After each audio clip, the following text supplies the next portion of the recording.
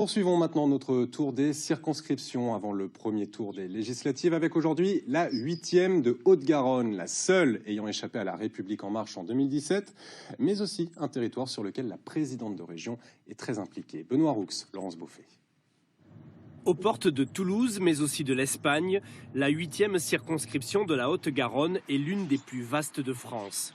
Autre particularité, elle compte 2 candidats rattachés à la NUPES, la nouvelle Union populaire écologique et sociale, dont le député sortant Joël Aviragnet. Les gens ne me parlent pas de ça, franchement, c'est pas ce qui les intéresse.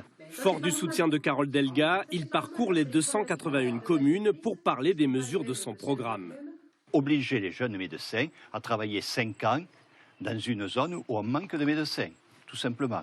Ça, c'est une des mesures fondamentales. L'obligation de maintenir un service de qualité à l'hôpital de Saint-Gaudens, d'avoir un magistrat supplémentaire pour les enfants au tribunal de Saint-Gaudens, avoir des transports gratuits pour se déplacer, transports publics évidemment. Le député validé NUPES a vu arriver une 2e candidate écologiste soutenue par Jean-Luc Mélenchon, LFI et Génération. Pas de logo NUPES sur les affiches, mais un programme en adéquation.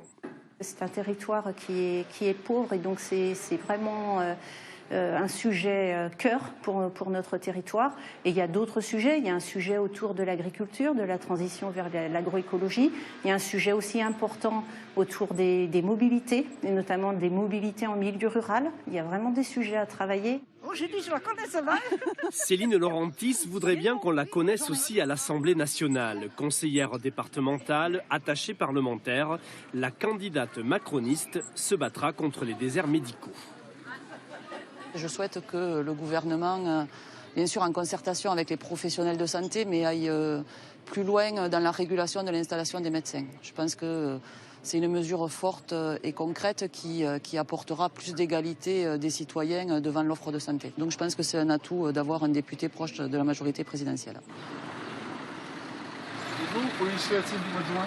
Ok, ça marche. Une opposition à l'Assemblée nationale. Bien sûr, bien sûr. Dans cette 8e circonscription, Marine Le Pen est arrivée en tête au premier et second tour. Un atout pour Loïc Delchar, qui se verrait plus un opposant qu'en force de proposition à l'Assemblée. On met en avant le localisme depuis des années. Quand on voit ce qui se passe aujourd'hui, quand on veut aller à Saint-Béat ou même à Mel, à la frontière espagnole, on est obligé de faire une demi-heure de voiture pour pouvoir retirer un billet de 20 €. Et que pourtant on paye autant d'impôts que si on habitait à Toulouse, c'est pas normal. On tentera comme d'habitude de proposer des choses qui seront évidemment rejetées parce que c'est le Rassemblement national qui le propose.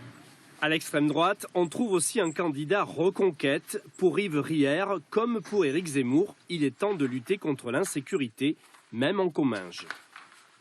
Stop, arrêt de l'immigration immédiate. Là, il y a plusieurs mesures, bien sûr. Arrêt du droit du sol. Expulsion immédiate des délinquants dont on n'en a rien à faire. Plus grande circonscription du département, mais aussi la moins peuplée, la 8e compte 6 autres candidats pour ces élections législatives très ouvertes.